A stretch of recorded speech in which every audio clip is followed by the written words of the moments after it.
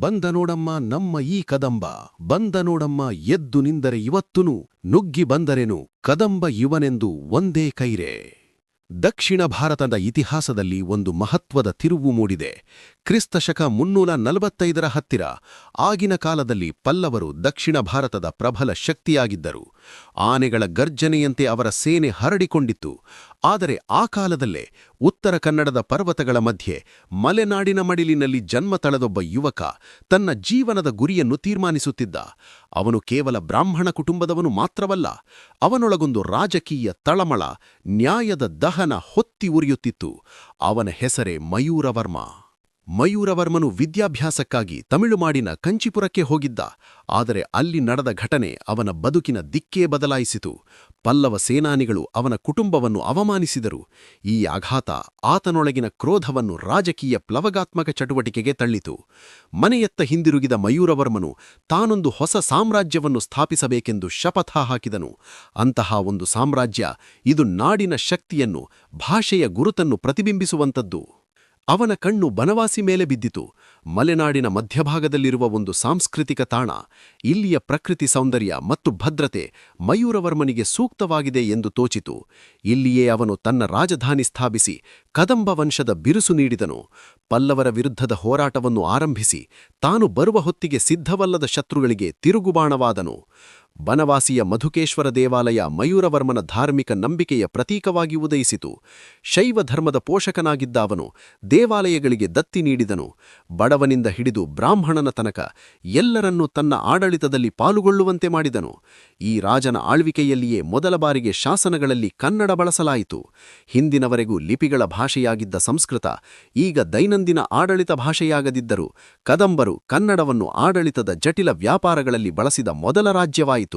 ಮಯೂರವರ್ಮನ ನಂತರ ರಾಜ್ಯದ ಭಾರವನ್ನು ಹೊತ್ತವರು ಅವನ ಸಂತತಿಯವರು. ಶಾಂತಿವರ್ಮ, ಕೃಷ್ಣವರ್ಮ, ಶಿವಮಂಡಹತಿ, ರಘು ಇವರು ಆಳಿದ ಕಾಲಮಾನದಲ್ಲಿ ರಾಜ್ಯದ ವ್ಯಾಪ್ತಿ ಬಲವಂತವಾಗಿದೆ.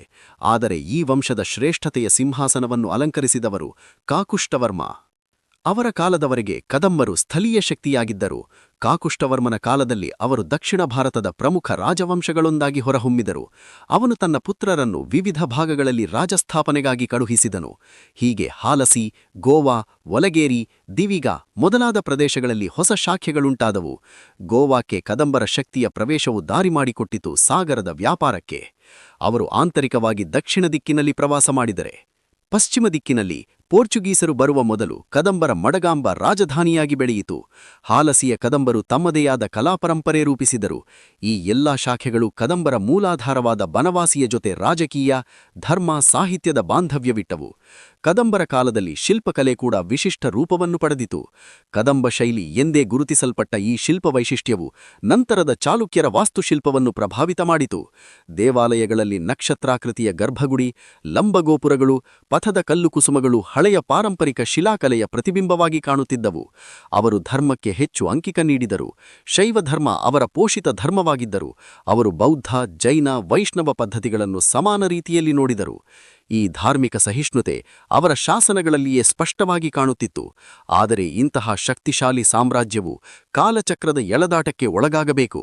ಪಲ್ಲವರ ಹೊಸ ಶಕ್ತಿ, ಬದನೆನಾಡಿನ ಚಾಲುಕ್ಯರ ಬೆಳವಲಿಗೆ, ರಾಷ್ಟ್ರಕೂಟರ ಉತ್ಥಾನ ಇವು ಕದಂಬರ ಆಳ್ವಿಕೆಗೆ ಸವಾಲುಗಳಾಗಿ ಎದುರಾದವು.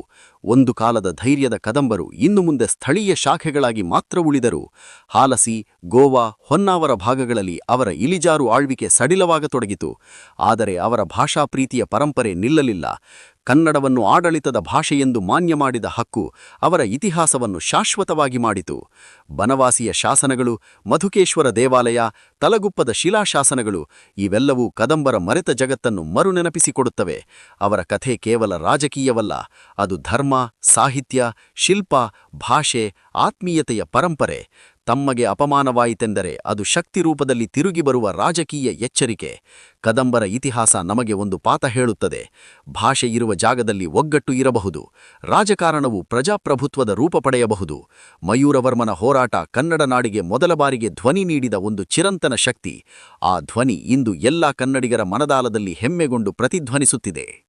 ತಪ್ಪದೆ ಮುಂದಿನ ವಿಡಿಯೋ ಯಾವ ವಿಷಯದ ಮೇಲೆ ಬೇಕು, ಇತಿಹಾಸ, ಸಂಸ್ಕೃತಿ, ಪ್ರಸಿದ್ಧ ವ್ಯಕ್ತಿಗಳು, ಪೌರಾಣಿಕ ಕಥೆಗಳು ಅಥವಾ ಬೇರೆ ಯಾವ ತರಹ ಟಾಪಿಕ್ ಬೇಕು ಎಂದು ಕಮೆಂಟ್ ಮೂಲಕ ತಿಳಿಸಿ. ನಮ್ಮ ಚಾನೆಲ್ ಸಬ್ಸ್ಕ್ರೈಬ್ ಮಾಡಿ, ಶೇರ್ ಮಾಡಿ. ಮುಂದಿನ ವಿಡಿಯೋಗೆ ಸಿಗೋಣ. ಧನ್ಯವಾದಗಳು.